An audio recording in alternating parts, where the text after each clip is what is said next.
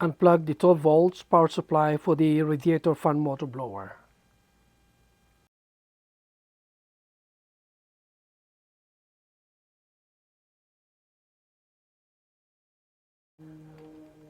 Check the female socket power supply for the radiator fan motor blower.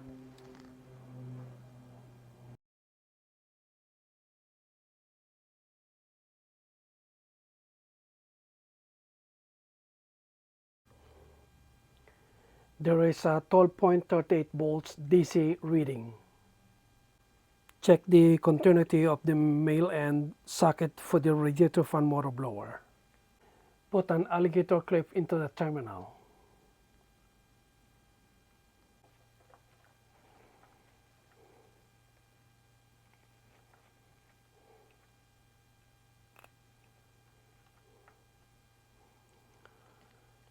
There's no continuity OL open load.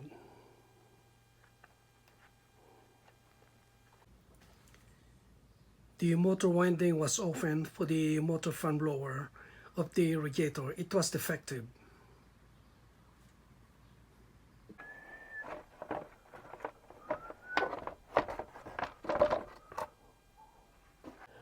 Hook up directly into the battery the fan motor blower of the radiator. Put an alligator test lead into the male connector of the radiator fan motor blower.